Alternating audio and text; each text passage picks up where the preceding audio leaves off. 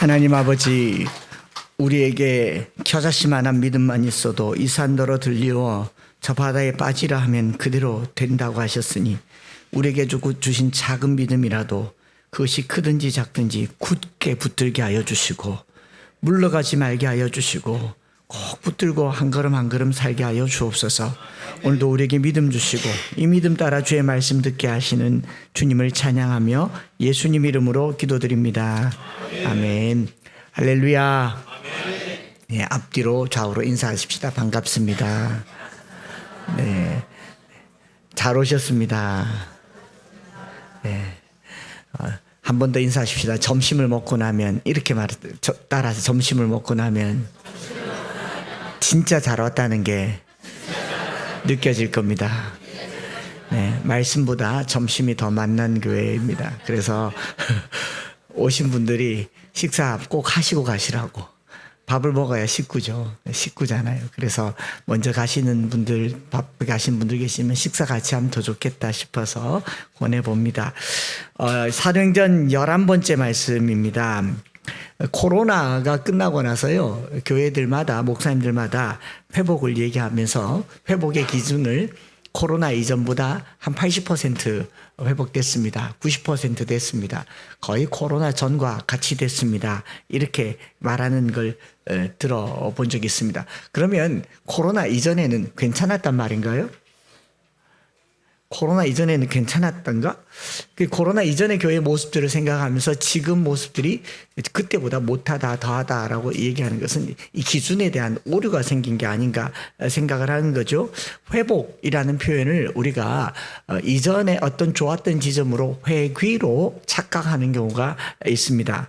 이전에 교회가 누렸던 영광을 기억하면서 그때를 회상하고 그걸 회복시키자라고 얘기하게 돼요. 그런가 하면 어느 교회에 교사 세미나를 갔더니 은퇴하신 연로한 장로님께서 이렇게 이 마이크를 들고 말씀하신 걸 들었습니다. 옛날 교회 주일학교 모습을 그리워하는 거죠.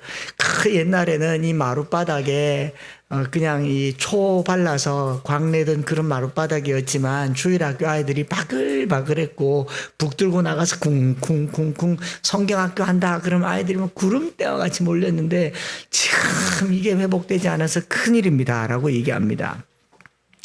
그때가 이상적이었을까요? 이전 교회에 대한 모습에 대한 기억들을 회복의 기준으로 삼는 것은요, 마치 지금 교회가 문제가 있다거나 지금 교회가 뭔가 못하다거나 지금 교회가 위기라고 느끼기 때문에 그렇죠. 그리고 그런 지금 위기의 상황들을 여러 가지 정치, 사상, 세상의 문화, 또 세상의 법령이라고 얘기하면서 위기감을 감돌게 하는 거 한 번쯤 고려해 보아야 된다라는 겁니다. 이전의 교회들이 이상적이었는가? 코로나 이전의 교회 괜찮았습니까? 30년 전에 마룻바닥에 예배들이 드리면서 아이들이 바글바글 하던 시절 괜찮았습니까? 좀 더 스펙트럼을 그리로 돌아가시기를 원하십니까? 에어컨 안 되고 위에 선풍기 팽팽팽팽 그런 거 원하세요? 여름 성경학교? 수박 깨먹고? 추억 돋습니까? 조금 더 스펙트럼을 넓게 잡아볼게요. 하나님께서 창세기에 에덴 동산을 만드시고 우리가 창조 질서의 회복이라고 얘기하면 에덴 동산으로 돌아가기를 원하세요? 이거 상상 잘 하셔야 됩니다. 벌써 상상하시잖아요. 벗었어 나 부끄러워하지 않더라. 뭐 이런 상상하는 것 같아요. 나무에서 나는 거 먹고 땅에서 나는 거 먹고 육식 없고 채식이고 뭐 그걸 원하세요? 아니지 않습니까? 그걸 하나님 나라라고 생각하면 잘못 가르치는 겁니다. 그런 가르침이 있으면 이단이에요. 사이비입니다. 하나님 나라, 창조 질서의 회복에 관심을 갖는다는 것은 특별히 환경운동을 하는 사람들도 마찬가지인데 이전에 좋았던 시절로 돌아간다라는 것, 이건 회귀이지 회복이 아닙니다. 복귀이지 회복이 아닙니다. 이 하나님 말씀 순종해서 에덴 동산을 회복시키자라는 게 아니에요. 하나님 나라 창조 질서라고 얘기하는 것은요, 하나님께서 태초에 창세기에 태초에 만드신 그 창세기의 창조의 의도대로 진행되는 것을 회복이라고 얘기합니다. 그러니까 이전 과거의 모습으로 돌아가는 것이 아니고 하나님께서 세상을 만드신 의도와 계획대로 세상이 진행되는 미래적 방향인 거죠. 과거로 돌아가는 게 아니라 그 미래에 어떻게 될까를 만들어가는 게 하나님 나라의 회복이고, 그 끝 지점에는 하나님이 세상을 만드신 본래의 의도가 있다라는 거죠. 하나님이 세상을 창조하시고요, 창조되신 세상을 만족스러워 하셨습니다. 보시기에 좋았다라고 했지만 그 상태를 그대로 픽스하고 그렇게 살도록 두지 않으셨어요. 뭐라고 하셨습니까? 생육하고 번성하여 땅에 충만하라, 여러 바닷물에 편만하라라고 얘기했죠. 그리고 그 충만한 방법으로 사람을 들어 쓰십니다. 너를 복의 근원이 되게 하겠다. 너로 말미암아 땅의 모든 족속이 복을 받게 하겠다. 하나님이 만든 세상은요, 창세기로 돌아가는 게 아니라 종말의 때에 완성되어질 충만한 복의 상태를 향하여서 나아가고 있는 거죠. 그 복의 방향이 어그러진 겁니다. 탐욕으로 말미암아서, 과욕으로 말미암아서 파괴되고 누군가는 고통을 겪게 될 때 고통의 문제가 해결되어지고 땅의 모든 족속이, 빈부의 차이 없고 또 지식의 차이 없고, 그리고 모든 사람들이 누리는 그 복을 하나님 나라라고 얘기한다면, 창조는 시작이고 이 시작은 어느 방향으로 흘러가도록 만들었는데 그 방향을 하나님의 창조의 뜻, 의도라고 얘기하는 거죠. 지금 세상은요, 그 방향을 잃어버린 겁니다. 그 방향을 잃어버렸고 멈춰버렸기 때문에 부작용을 겪는 거예요. 복음이라고 하는 것도 마찬가지입니다. 땅의 모든 족속에게 흘러가야 할 복된 소식을 복음이라고 하죠. 이 관점에서 사도행전을 우리가 읽어보면요, 우리가 관심 있게 읽어보아야 할 것은 사도행전적 교회로의 회복을 꿈꾸는 성경 읽기는 오류입니다. 성경을 읽으면서 초대교회로 돌아가자라거나 사도행전에 있는 교회를 모델 삼아서 이런 교회를 꿈꾸자라고 성경을 가르치는 것은 마치 창세기 에덴 동산으로 돌아가서 뻘거벗고 다니자, 전혀 다르지 않은 얘기예요. 우리가 벗었으나 부끄러워하지 않았다, 소유를 제 것이라 하는 이가 없다, 다 모여가지고 이런 집단을 사이비라고 하잖아요. 이런 사이비가 창세기에서 많이 나왔고 사도행전에서도 많이 나왔어요. 섹트라고 얘기하죠. 선교단체 중에서도 이런 걸 꿈꾸는 선교단체들은 성경 해석에 심각한 오류가 생기는 지점인 거죠. 사도행전적 교회를 완벽한 이상적인 기준으로 삼고 지금의 모습을 불만족스럽고 불완전하게 여기게 되면요, 부작용이 나타나는 거죠. 그래서 지금의 문제점을, 원인을 여러 가지로 찾는 겁니다. 뭐 정부 또는 교회, 지도력, 여러 시스템에 대해서 비판하게 되는 게 기준을 잘못 잡아서 그렇다는 거죠. 사도행전은요, 우리가 꿈꿔야 할 교회의 모습에 대한 원형적인 모델을 제시하는 게 아닙니다. 사도행전의 기록은 신약시대 예수님 이후로 진행된 교회의 역사서입니다. 구약의 열왕기서, 역대기서를 역사서라고 얘기하죠. 우리가 열왕기 왕정시대로 돌아가지 않죠. 사도행전도 초대교회의 역사예요. 초대교회로 돌아가자라고 하는 말 자체가 틀렸습니다. 죽으실 거예요? 순교하실 거예요? 아니지 않습니까? 그러니까 회기를 목적으로 하는 게 아니다. 그래서 이걸 읽을 때는요, 이것의 흐름을 봐야 되죠.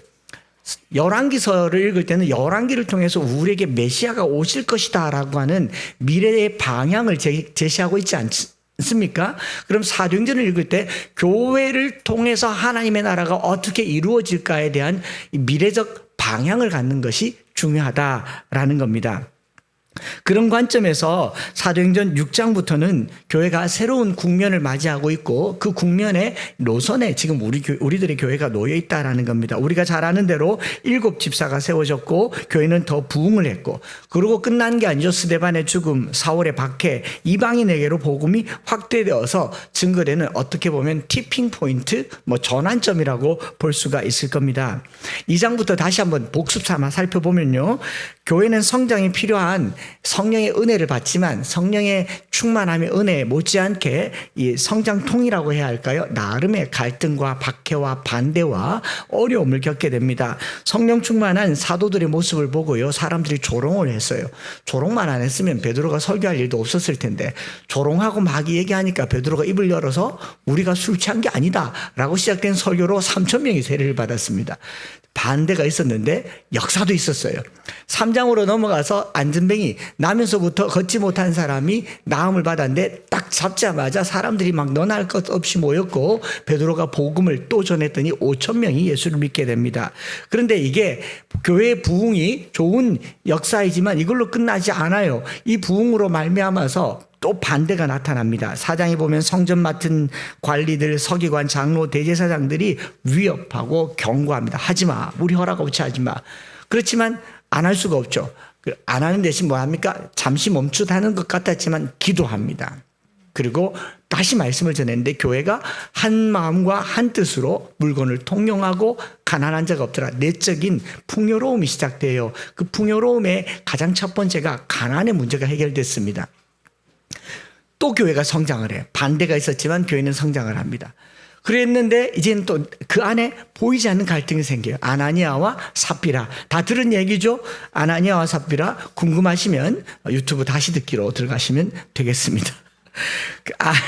아나니아와 삽비라 이야기가 나왔고, 이런 갈등들을 통해서 교회는요, 사도행전 5장 14절에 믿고 주께로 나오는 자가 더 많으니 남녀의 큰 무리더라. 그렇지 않습니까? 여러 일들을 겪었지만 교회는 멈추지 않고 성장했고 구원의 역사가 많이 나타났습니다. 사도행전은 교회가 안과 밖으로 일을 겪을 때마다 믿고 주께로 나오는 자가 더 많았다라고 기록하고 있고요. 그러나 또 반대는 여전히 멈추지 않고 더 강력해집니다. 대제사장, 사두개인 당파가 마음의 시기가 가득해서 이제는 감옥에 가두고 경고하고 위협하는 것으로 끝나지 않고 채찍으로 때립니다. 못하게 합니다. 이름도 못 꺼내게 합니다. 그럴수록 교회는 더욱 담대히 하나님의 말씀을 증거하는 방향으로 나가죠. 즉 2장부터 3장, 4장, 5장, 오늘 우리 6장에 이르기까지 교회는 끊임없는 반대와 박해, 성령 충만했지만 반대가 있었고 박해가 있었고, 박해를 당하면 당할수록 더 성장하고 견고히 자라가고 있고, 그 결과로 나타나는 교회의 모습이 6장 1절 앞부분에 그때의 제자가 더 많아졌다 이렇게 기록하고 있잖아요. 그때가 언제입니까? 감옥에 갇혔을 때, 반대를 경험했을 때, 신문 받았을 때, 채찍에 맞았을 때, 능력 받았을 때 제자가 더 많아졌죠. 그리고 오늘 우리가 읽은 6장 1절부터 6절까지 또 한 사건을 계기로 교회는 어떤 결과를 맞느냐. 6장 7절에 보면 하나님의 말씀이 점점 왕성하여 예루살렘에 있는 제자의 수가 더 심히 많아지고 허다한 이제는 제사장의 무리까지도 이 도에 복종하니라. 이 6장 7절의 말씀은 교회가 이전에 기록된 것보다 더 선명한 성장세를 보여주고 있는 것을 얘기하죠. 더 빠르게 성장했다라고 얘기를 하는 겁니다. 문제는 어느 곳에나 도사리고 있고, 이런 문제를 해결해 나가는 제자들의 반응에 따라 교회는 지속적으로 성장하고 건강해지는 모습이 있죠. 그런데 이게 또 끝이 아니지 않습니까? 계속 나와요. 스데반이 이젠 죽기까지 합니다. 스데반 죽고 교회는 해체되고 흩어지고 순교에 대한 이야기, 그리고 사도 바울에 의해서 이방 선교회까지 나가는데, 우리가 잊지 말아야 될 것은요, 교회는 처음 시작되는 순간부터 항상 조롱과 반대, 핍박과 박해의 과정 속에 놓여 있었고, 이 세상 속에 교회가 존재하는 것이 항상 이런 양상이었습니다. 즉 교회는 세상이 편하게 여기는 곳이 아니더라라는 거죠. 세상 속의 교회는 늘 불편했어요. 교회가 세상을 불편해하는 것 같지만 그보다도 더 세상이 교회를 불편하게 여겼던 것이 처음 순간부터 지금까지입니다. 사람들의 눈에 가시처럼 불편하고 보기 싫을 정도로 시기와 질투의 대상이 교회였습니다. 그런 시기와 질투를 온몸으로 받는 게 핍박이라고 하는 양상으로 드러난 거죠. 오늘 저와 여러분들의 교회가 은혜로우면 은혜로울수록 준비하시기 바랍니다. 가진 모양으로 박해가 나타날 겁니다. 얼마나 버라이어티한지 곧 경험하게 될 겁니다. 아직 경험하지 못했더라면 개봉박두입니다. 우리 교회요, 금방 이런 일들 겪을 겁니다. 이제 소문도 나고 뭐 TV에도 나오고 사람들이 많이 오고 가고 하니까 이제 그거 위치가 좋아서 그렇다, 홈플러스 뒤에 있어서 그렇다. 17년 전부터 있었어요. 별의별 말들이 다 나올 겁니다. 이 가까운 게 청년들이 다 나왔다더라. 이 이웃교회에서 이사해서 왔다더라. 계속 나타날 겁니다. 반대와 방해, 시험이 다양하게 나타날 것이고요. 그런 시험은 전방향으로 나타나는데요. 제일 쉽게는 뭐 정부, 사회, 문화, 제도, 법 이런 것들은 오히려 쉬워요. 적이 명확하잖아요. 버티면 되니까. 이런 외부의 박해 못지않게 더 위험하게 나타나는 이 방해 요소가 뭐냐면 내부의 갈등이라는 거죠. 내적인 어려움이라는 거죠. 보이지 않는 시험입니다. 보이는 시험은 원인을 아니까 참으면 돼요. 어금니 깨물면 됩니다. 그런데 우리 안에서 일어나는 시험들은 굉장히 큰 아픔이 될 수도 있다. 그게 우리가 읽은 6장 1절부터 7절까지의 이야기인 것이죠. 1절부터 7절까지 전반부가 내적인 시험, 보이지 않는 시험의 한 모습을 보여주고 있는데 첫 절에 이미 그림이 그려져요. 같이 한번 읽어볼까요? 6장 1절 시작. 그때 제자가 더 많아졌는데 헬라파 유대인들이 자기의 과부들이 매일의 구제에 빠짐으로 히브리 사람을 원망하니, 구제에라는 말보다 구제에서라는 말이 서자 않았으면 의미가 좀 더 선명해지는데 에 빠졌다라고 하니까 어디에 이제 집착했다라고 하지만 사실은 원문상으로는 제외됐다라는 의미거든요. 자기의 과부들이 매일의 구제에서 제외됨으로 히브리파 사람을 원망했다. 그런데 우리가 뭐 이것저것을 떠나서 일단 1절 딱 읽어봤을 때 원망이라는 단어를 읽기 전에 이미 문제의 소지가 보인다라는 게 뭐냐면 번역을 그렇게 하기도 했지만 뭐라고 번역합니까? 헬라파 히브리파.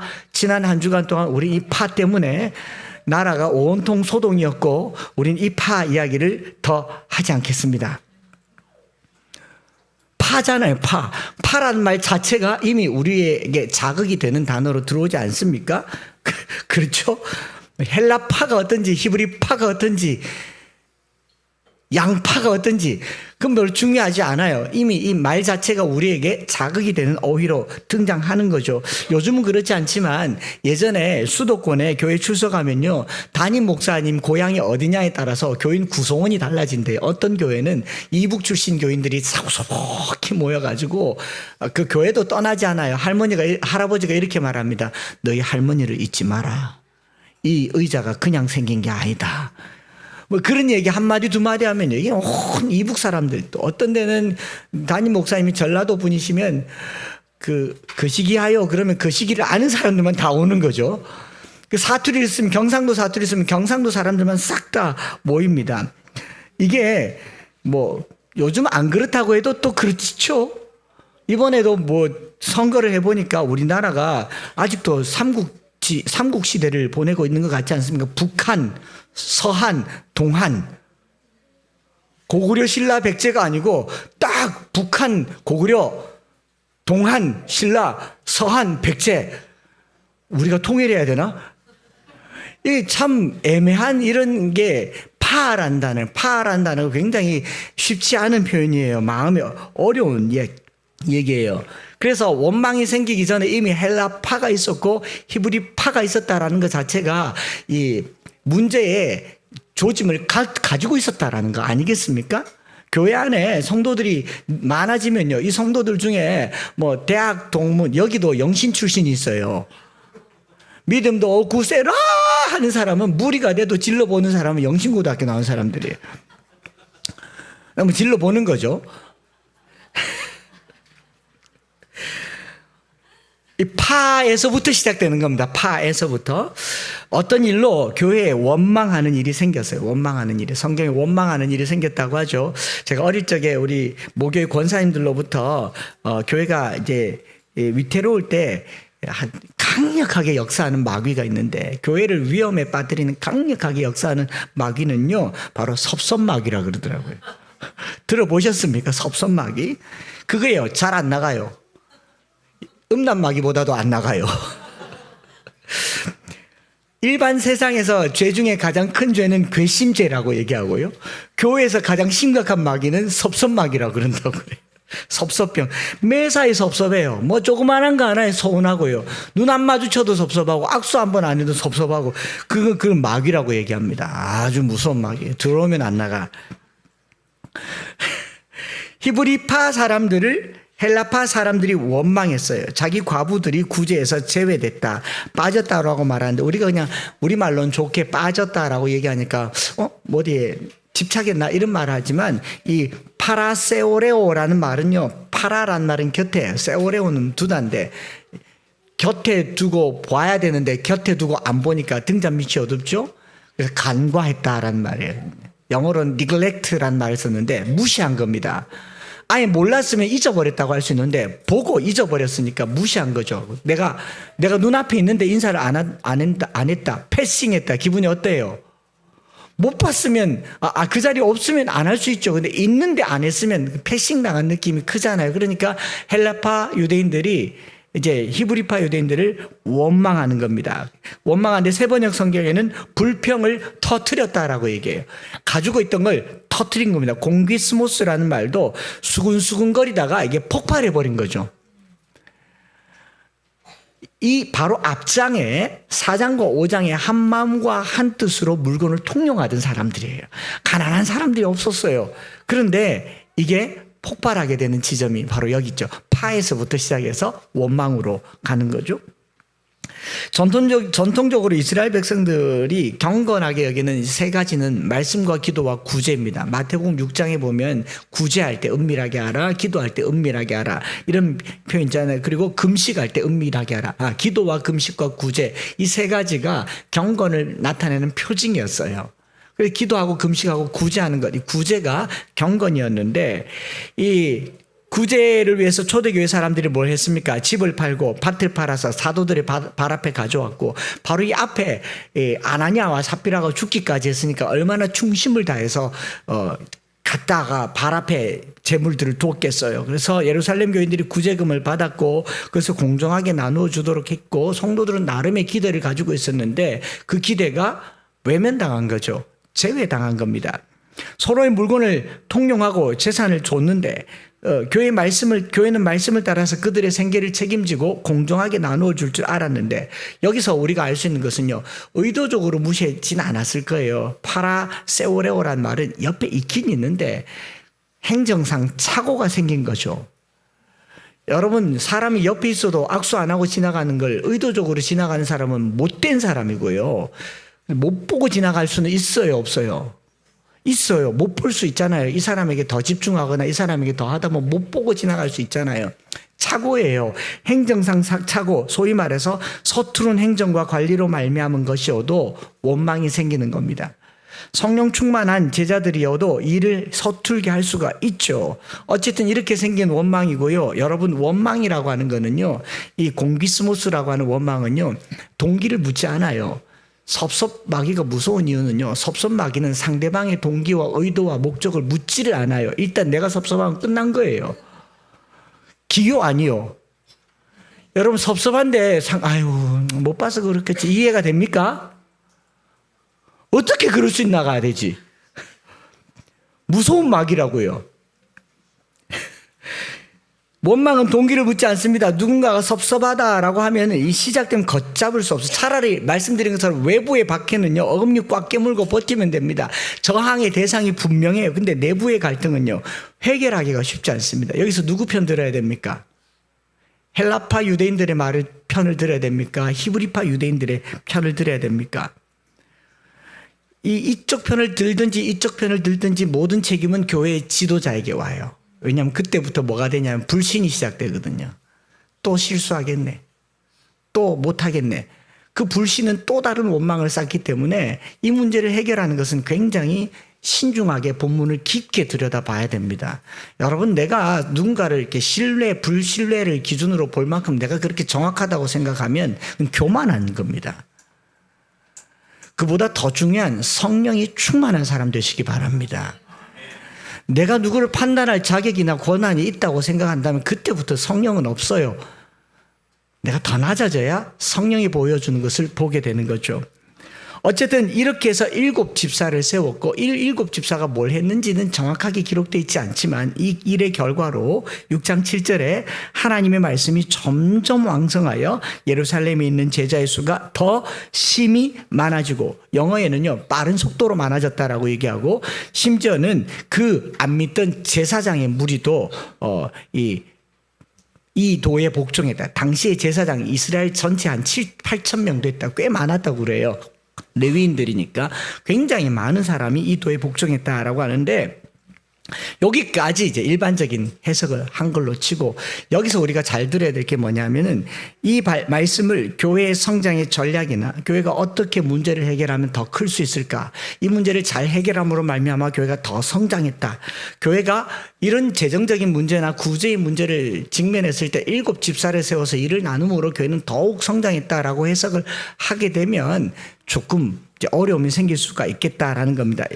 누가는 교회가 어려움을 딛고 성장했다라는 것을 목적으로 사도행전을 기록한 게 아니라고요. 처음에 서두에 뭐라고 말씀드렸습니까? 이걸 보고 이렇게 되자라고 얘기하면 곤란하다라고 얘기했죠.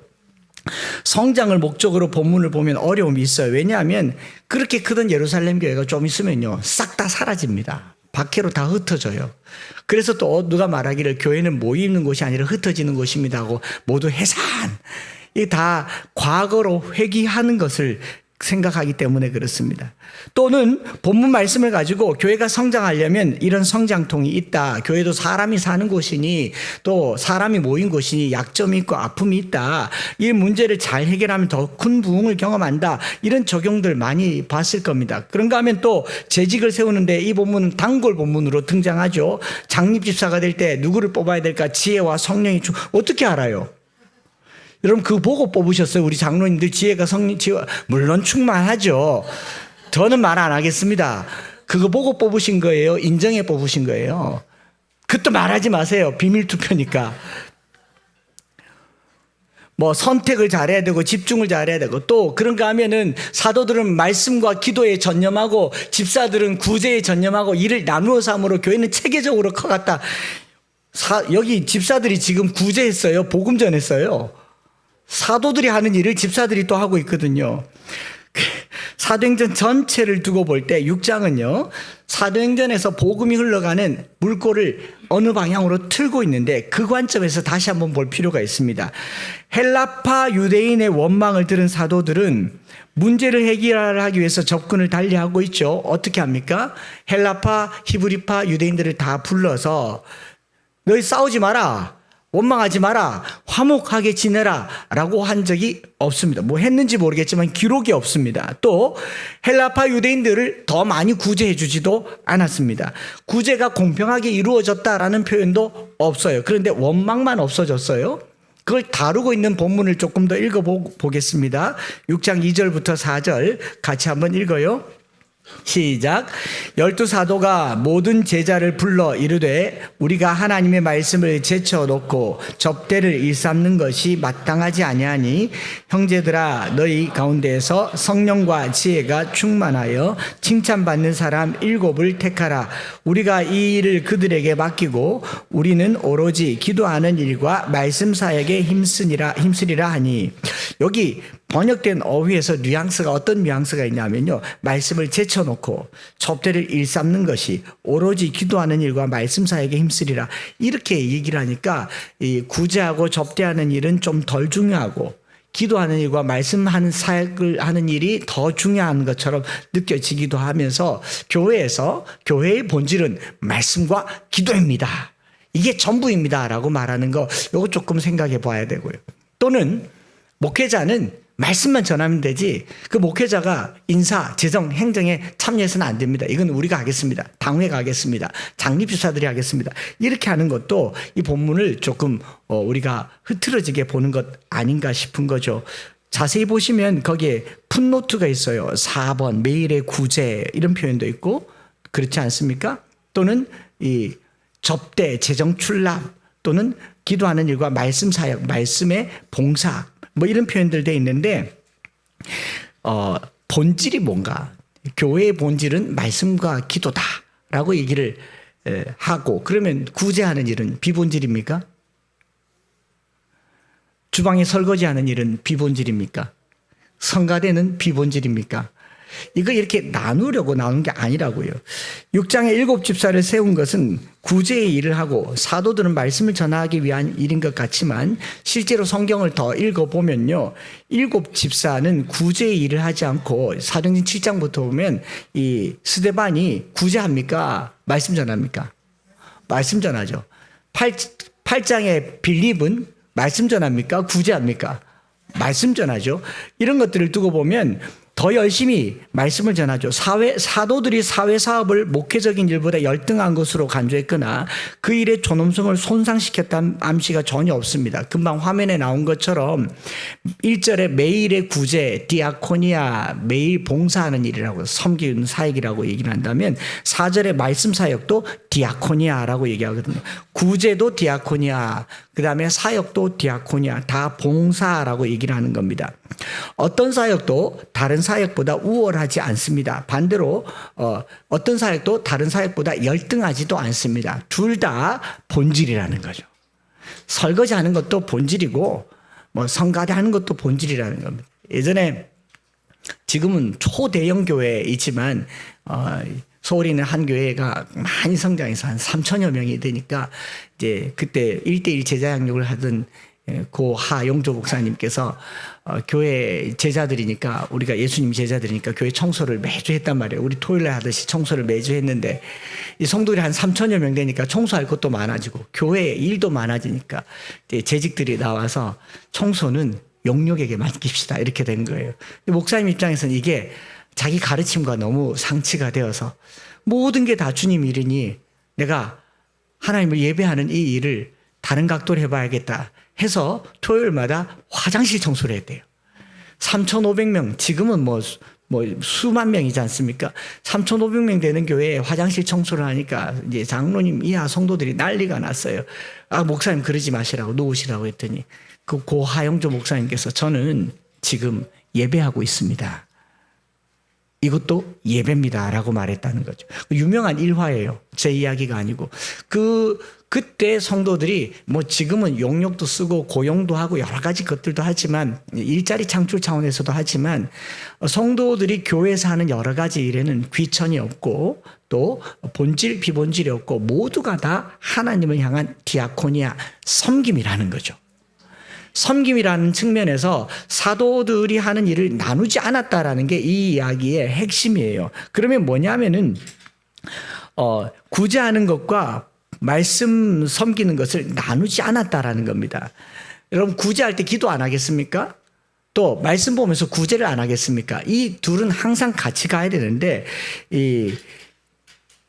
1974년도 올해 우리나라에 이제 로잔 4차 대회가 열리는데 1974년도에 스위스에서 세계 선교 대회가 열렸고 그 선교 대회 이름이 로잔 대회입니다.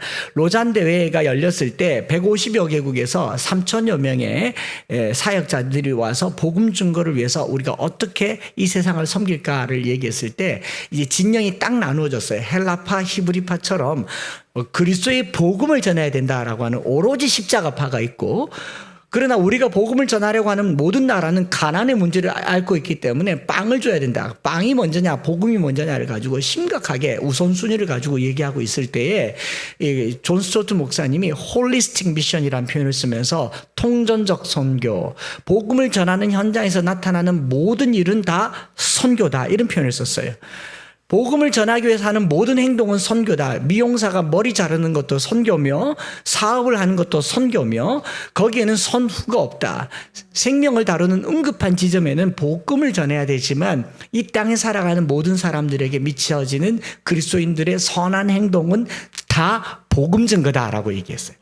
그 유명한 선언이 오늘 이 대한민국에 이르기까지 세계 선교의 복음주의라고 하는 하나의 메인스트림을 만들어 온 거예요. 그러면 사도행전 7장에 이 7 집사를 세우어서 사도들은 말씀과 기도에 전무했고 집사들은 구제의 일에 전무했는가? 아니다라는 겁니다. 어떻게 했느냐? 서로의 짐을 나눠주는데 일을 나눠주는 게 아니라 짐을 나눠주는 거예요. 잘 들으셨죠? 일이 아니라 짐이라고요. 일을 분담하고 나누어서 잘한 게 아니고 함께함으로 공동체가 하나 됐다라는 겁니다. 함께함으로. 이거 유기적 공동체의 특징입니다. 조직적 공동체는 조직을 나누어서 일을 맡기지만 유기적 공동체는요. 모두가 함께하는 일을 나누어서 하는 겁니다. 짐을 나누어서 쓰는 거죠. 이거 조금 더 살펴보겠지만 여러분 성경 자세히 보면 이 일 이후로 사도행전에 헬라파와 히브리파가 없어졌다라는 게 중요한 거예요. 할렐루야. 오늘 예를 들어서 우리 한국 사회에 좌파, 우파가 있다 칩시다. 근데 교회 와서는 좌파, 우파가 없어졌다는 게 복음의 특징이라고요. 여러분, 제가 무슨 파인지 모르잖아요. 저는 청주 한시 충렬공파. 맞나? 모르겠습니다. 그래서 복음 안에서 원망과 시비가 없어졌다는 거예요. 헬라파 유대인과 히브리파 유대인의 경계가 없어졌고요. 구제와 말씀, 기도와 이 모든 것의 경계가 나눠진 게 아니라 없어졌고요. 이 사도들만 이 일을 하니까 실수가 많고 착오가 많아서 더 많은 사람을 보태어서 함께 하게 된 게 일곱 집사입니다. 일곱 집사에게 구제의 일을 맡긴 게 아니라 사도들이 하는 일을 함께 나누어지게 했다. 함께의 정신이라는 거죠. 나는 내 일 할 테니 너는 너희의 일을 하라가 아니라 조직적으로 일을 나누고 뭐 서로 불같이면 선을 쫙 꺼서 이거는 내 일이고 여기 넘어오면 직권 남용이고 월권이고가 아니라 함께 하는 짐을 나누는 거예요. 일을 나눈 게 아니고. 이거 더 이해가 되도록 더 설명을 해드릴 텐데, 교회가 유기적인 공동체를 커가려면요, 일을 나누어서 조직을 만들고 분담을 하는 것이 아니고 서로가 지게 되는 짐을 나누어지는 게 유기적 공동체로서의 교회입니다. 사도들도 구제와 말씀을 했고 일곱 집사도 구제와 말씀 전한 일을 했다가 결론입니다. 그러니까 사도들이 하는 일이 많으니까 그들이 하는 것을 조각해서 나눈 게 아니라 그 일의 분담을 나눈 거예요. 부분을. 그래서 말씀사역, 봉사사역을 모두 다 같은 선상에 두고 했다라는 겁니다. 그것을 디아코니아, 섬긴다라고 얘기해요. 섬김은 그가 하는 일을 내가 어떻게 도와줄 수 있을까 해서 나누는 것. 이것이 섬김이죠. 그래서 중세교회, 초대교회 때까지만 해도요, 일에 분류가 없었어요. 모두가 다 같은 일을 했는데 그걸 함께 함으로 짐이 줄어진 거죠. 이해가 되셨습니까? 그런데 이후로 어떤 교회가 탄생하냐면 중세 이후로부터 이 관계가 수직 관계로 전환하게 되는 겁니다. 섬기려고 서로 낮아지다 보니까 백지장도 맞들던 시대에서 일을 나누다 보니까 조직이 형성되고 조직에는 권한과 또 권리가 주어지게 되므로 이게 지배하는 구조, 섬기는 구조에서 지배하는 구조가 되어지면서 섬기기보다 다스리려고 하였고 나누기보다 정복하려고 했고 지배하는 구조가 지금까지 자유시장 경제시장을 체제를 통해서 우리에게 들어오는 겁니다. 그래서 목회자도 성도를 조종하고 지배하려고 했고 이 자리를 권위 있는 자리로 만들었고 옷도 가운 같은 걸 입으면서 당신과 내가 다르다는 걸 만들었고 오늘 이 사회도 옷이 신분을 결정하잖아요. 여러분 어디 갈 때 중요한 자리 갈 때 입는 옷 다르지 않습니까? 산에 갈 때 이 옷으로 입고 가지 않잖아요. 그 위치에 맞는 자기의 옷을 정하는 이 모든 것들이 신분과 지위를 결정하는 시대가 되면서 이 나누게 되는 거죠. 조종하고 지배하고 다스리려고 하는 것. 주님은 섬기려고 했지만 우리는 지배하려고 하는 것. 이게 이 그릇된 교회의 방향이 되었다라는 겁니다. 디아코니아, 섬김의 정신으로 교회가 세워지기를 축복합니다. 교회는 성장이 목표가 아니라 섬김이 목표예요. 어떻게 하면 좀 더 섬길 수 있을까를 찾아서 섬김의 자리로 내려가는 저와 여러분들 되시기를 바랍니다. 제가 엠마오교회를 키우려고 했더라면 이런 방법으로 키우지는 않습니다. 스텝을 세우면 돼요. 직분을 주면 됩니다. 부교육자를 두면 돼요. 왜냐하면 그 안에는 힘이 움직이기 때문에 그래요. 교회가 성장을 목표로 자라가는 것이 아니라 섬김을 목표로 낮아지는 것이 교회다라는 것을 사도행전은 보여주고 있는 거죠. 오랫동안 교회는요, 목회와 사역을 이원화시켰어요. 목회, 말씀 전하는 것과 교회 일을 이원화시켰습니다. 그래서 말씀은 목사에게 맡기고 성도는 봉사에 열심히 하도록 이원화시켰습니다. 그렇게 오랜 세월이 지나고 난 후에 그 결과는 뭐냐면 목회자는 말씀의 부재 상황을 맡게 되고 성도는 사역의 탈진을 맡게 됩니다. 그래서 교회 열심히 다니면 다 지쳐 있고요. 목회자는 말씀을 열심히 전했는데 말씀의 탈진 현상이 나타나서 목사님들 중에서 피곤하다 지치다 힘들단 말을 안 하시는 분이 없을 정도. 그럼 하지를 마셔야죠. 안 하면 되잖아요. 사명이라고 그래요. 우리 주님이 그렇게 억지로 맡기는 사명 같으면 주님 나쁜 분이시죠. 즐거움으로 갈 수 있는 게 뭐냐면 섬길 때 즐거움으로 갈 수 있는 겁니다. 기계적으로 교회를 성장시키려고 해서 그런 거죠. 교회는 말씀이든지 구제든지 모두가 다 하나님과 성도를 섬기는 이 일을 하나의 행위로 여기고 있습니다. 높고 낮음이 없어요. 천하고 귀함이 없습니다. 큰 교회 가면요, 유초등부 하다가 청년부 하면 승진했다 생각을 해요. 청년부 사회 가다가 교구 사회 가면 승진했다 생각을 합니다. 특별히 강남에서요, 교구 사역을 하면요, 차 사고 집 사는 비결이라고 그러지 않습니까? 이런 구조가 교회의 본질을 흐트리는 겁니다. 교회가 가지고 있는 본질은요, 말씀 사역의 본질이고 뭐 청소하는 건 비본질 이런 게 아니라 교회가 가지고 있는 가장 기본적인 본질은 주님처럼 서로 섬기는 데 있다. 디아코니아라고 얘기를 하고 있는 거죠. 그래서 이 본문에 뽑힌 7 집사를 보면요, 우리가 뭐 지혜와 성령이 충만한 사람 7 집사, 뭐 우리 곧 뭐 이런 걸 하게 된다고 한다면 또 이 본문을 가지고 하나님 누가 지혜가 성령이 충만한지 보자. 지금 후보에 올려놓고 그 잘 모르니까 헌금한 순서 뭐 출석률 올려가지고 이제 장립집사 장로 세우는데 누가 알겠어요. 그런데 다른 각도를 한번 보세요. 여기 나와 있는 사람 스데반, 빌립, 브로고로, 니가노르, 디몬, 바베나, 니골라 이 7 사람은요, 다 헬라파 유대인이라는 걸 알게 됩니다. 이름 자체가 히브리어 이름이 아니잖아요. 그죠? 헬라파 유대인이에요. 소수 집단이었던 헬라파 유대인들, 원망을 샀던 당사자들이에요. 원망을 했던 당사자들입니다. 어찌 보면 외면되었던 사람들이었고, 어찌 보면 당시에 좀 아웃사이드에, 요즘으로 치면 일본말 좀 쓰는 사람, 이런 사람들이었을 수도 있을 겁니다.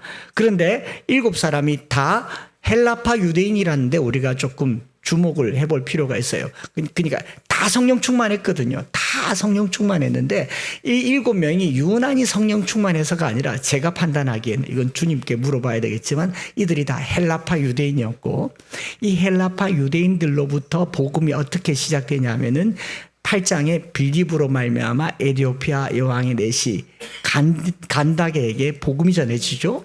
9장에 사도 바울요, 헬라파 유대인입니다. 나면서부터 히브리인이고 바리새인 중에 바리새인이지만 사도 바울은 로마 시민권자예요. 헬라어를 쓰는 유대인이라고요. 그러니까 어떻게 됩니까? 사도행전 6장을 기점으로 히브리인을 중심으로 복음이 전해지던 것이 헬라파 유대인들을 통해서 이방인으로 확산되고 있는 걸 느끼지 않습니까? 하나님이 일하는 방식은요, 하나님께서 쓰고 있다는 걸 알게 되는 것이죠. 그래서 이 헬라파 유대인들을 통해서 드디어 복음이 이방 세계로 전파되게 되는 한 기점이 바로 이 사건이다. 그래서 스데반이 말씀을 전하잖아요. 스데반이 전한 설교가 베드로가 전한 설교보다 훨씬 학식 있고 유식하고 길었어요. 학자들은 말하기를 스데반이 돌 맞아 죽은 이유가 길어서 였다고 하지만 베드로보다도 더 능력 있는 말씀을 전했지 않습니까?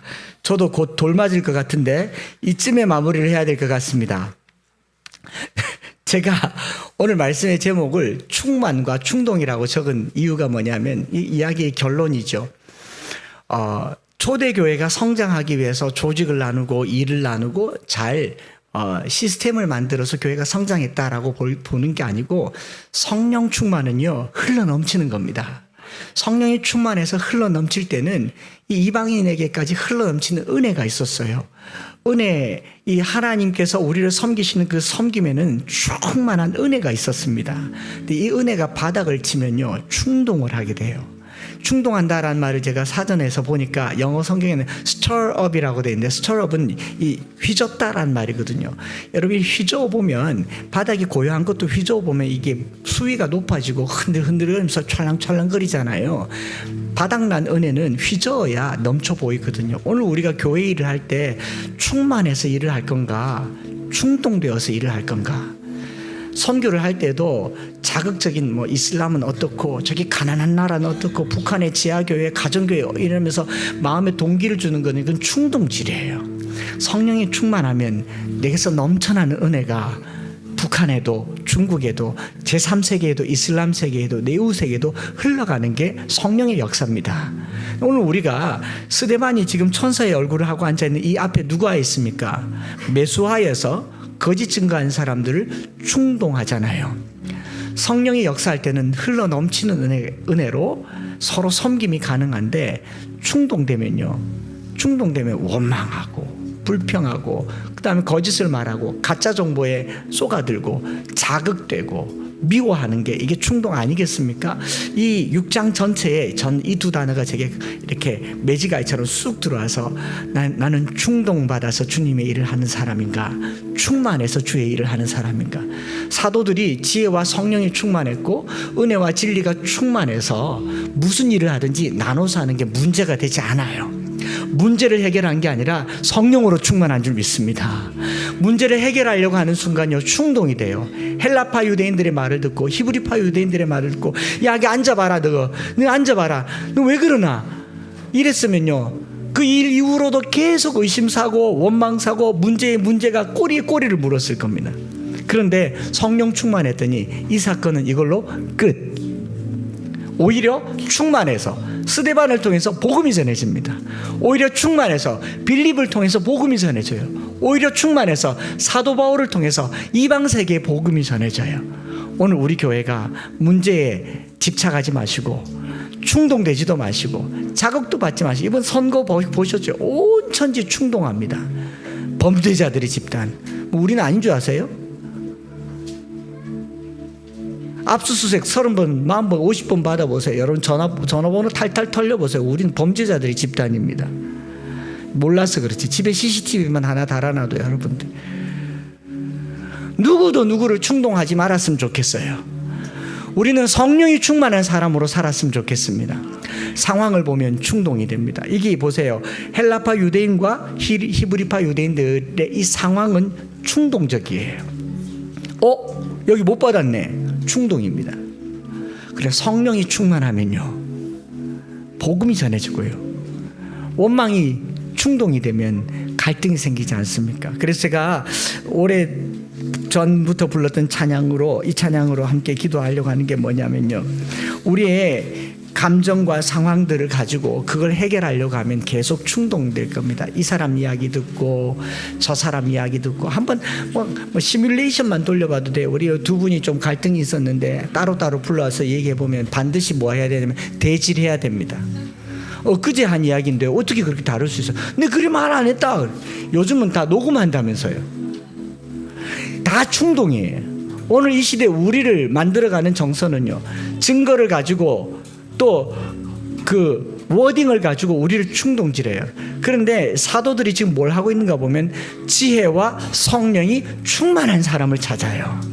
정확한 사람 찾지 않고 셈법이 정확한 사람 또 계산 정확한 사람을 찾지 않고 은혜가 충만한 사람을 찾아요.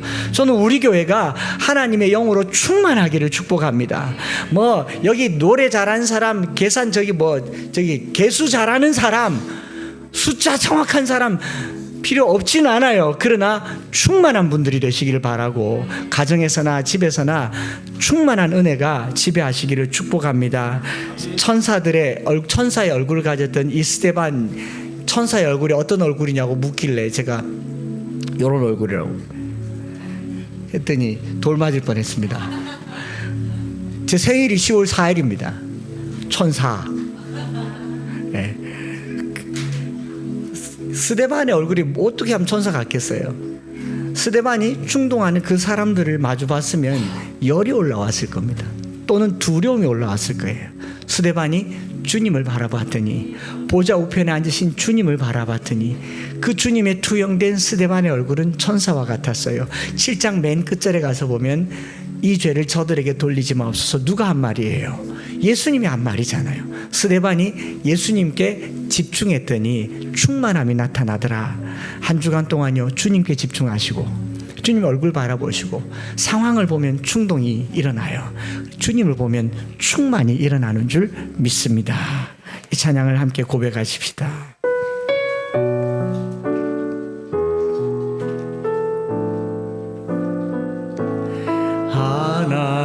하나님의 사랑을 사모하는 자 하나님의 평안을 바라보는 자 너의 모든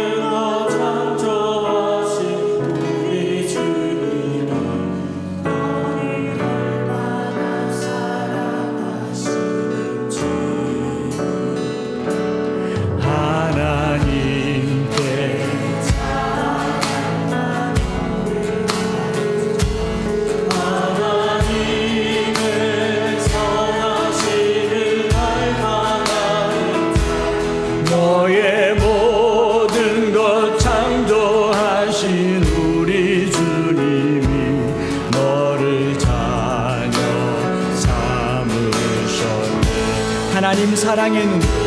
하나님 사랑의 눈으로 너를 어느 때나 바라보시고 하나님 인자한 귀로서 언제나 너에게 기울이시니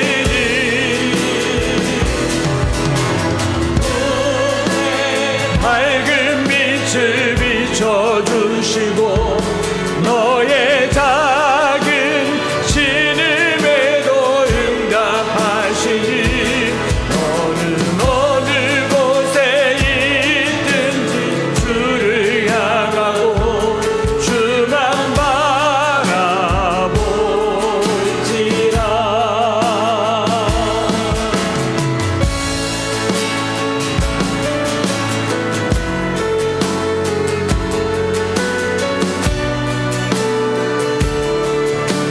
우리가 여러 상황 가운데 상황을 쳐다보고 있으면요, 자극이 됩니다.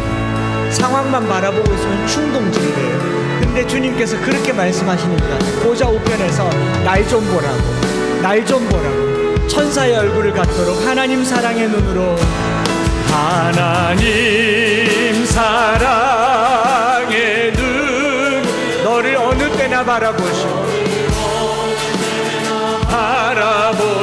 하나님 인자한 귀로서 하나님 인자한 귀로서 언제나 너에게 기울이시니 어둠의 밝은 빛을 비춰 너의 작은 신음에도 응답. 너는 어느 곳에 있든지 주를 향하고 주만 봐. 우리 다시 한번 하나님 사랑의 눈으로. 하나님 사랑 나를 어느 때나 바라보시고 어느 때나 바라보 하나님 인자한 귀로서 하나님 인자 언제나 나에게 기울이시니 어둠의 밝은 빛을 비춰주시고 어둠의 밝은 빛을 비춰주시고 나의 작은 응답하시니 나는 어느 곳에 있든지 주를 향하고 주만 봐. 우리 시간에 한 번 더 찬양할 때는 옆 사람에게 하나님 사랑의 눈으로 너를 하나님 사랑에 너를 어느 때나 바라보시고 너를 어느 때나 봐. 손도 한번 잡아주세요. 하나님 인자한 귀로서 인자 언제나 너에게 기울이시니 언제나 너에게 기울이시니 어둠의 밝은 빛을 어둠의 밝은 빛 너의 작은 신음에도 응답하시고 너의 작은 신임에도 너는 어느 때나 어느 곳에 있든지 주를 향하고 주만 바라볼지라. 우리 시간에 한번 기도할 텐데요, 사도행전에 있는 교회들은 갖은 문제를 경험하게 됩니다. 갖은 문제를 경험하는데 문제를 해결하려고 하지 않고요, 문제를 만날 때마다 주님을 향했어요. 앞에 4장에서도 5장에서도 문제를 만날 때마다 기도했어요. 저들의 위협함을 하감하옵시고 입을 열어 복음을 전하게 하시고 병든 자에게 손을 얹은 즉 낫게 하옵소서. 지금 생긴 이 문제도 문제를 해결하라고 하지 않고 지혜와 성령이 충만한 사람을 나눠 함께 하자고 했어요. 오늘 우리가 다 닥치는 모든 삶의 문제는 주님께서 우리에게 나 좀 보라고, 나만 바라보라고 주시는 시그널이에요. 우리 한 주간 동안 상황을 보면 충동받을 겁니다. 자극될 거예요. 흥분할 거예요. 그러면 돌을 들게 되지만 주님 바라보면 천사의 얼굴을 하게 될 줄 믿습니다. 우리 시간에 주여 한번 부르짖고 말씀 가지고 기도할 텐데요. 주를 보게 하옵소서. 상황이 아니라 주를 보게 하옵소서. 합심해서 기도하겠습니다. 주여, 하나님 아버지, 오늘 우리가 지혜와 성령이 충만하고 은혜와 진리가 충만함으로 상황 가운데 주를 보기를 원합니다. 아버지, 눈에 보이는 상황들은 우리에게 자극이 되고 충동이 되고 우리에게 흔들림이 되지만 아버지, 이 흔들림 속에서도 교회가 든든히 나아가기 위해서 어떤 상황에서든지 주를 향하고 주만 바라보는 한 주간 되게 하여 주시옵소서. 아버지, 어느 곳에 있든지 주를 향하고 주를 바라보는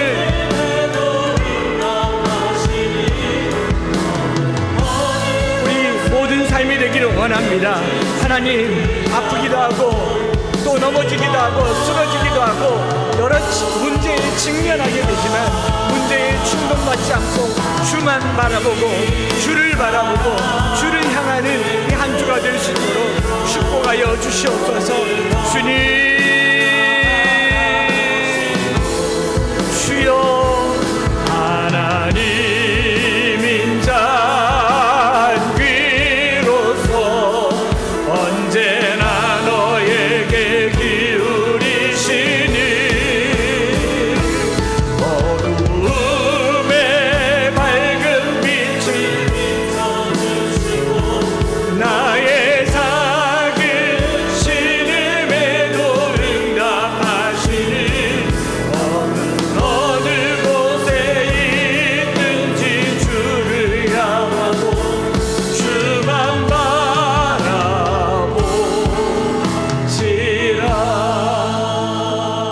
하나님 아버지, 교회가 이 땅에 존재하는 것이 마냥 평안하고 형통하지만은 않다는 것을 성경 곳곳에서 봅니다.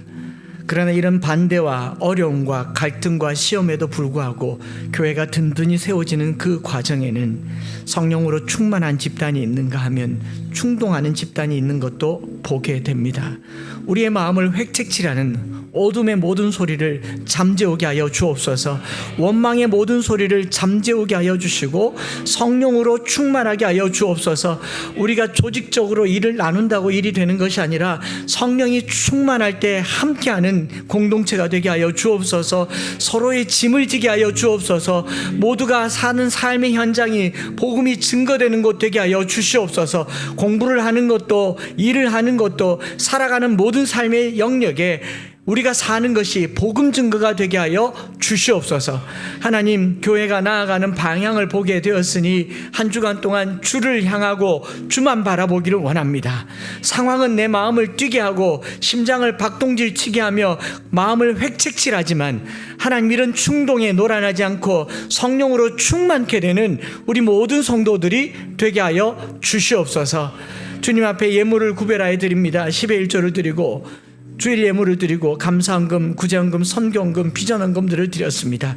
이 예물이 또 쓰여질 때 구제에서 빠지고 제외되고 또 간과되는 수가 있겠습니다. 그런 모든 일들의 짐을 함께 나누어지도록 우리 장로님들과 집사님들과 성도들에게 성령으로 충만하게 하여 주시고 또 드려지는 물질들이 더 크게 편만하게 쓰이도록 헬라파 유대인들의 활약들이 나타나는 그런 엠마오 교회가 되게 하여 주시옵소서.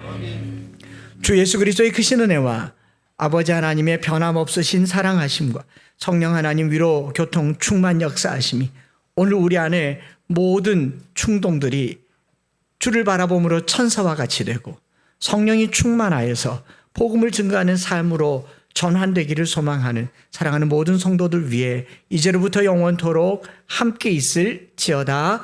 아멘.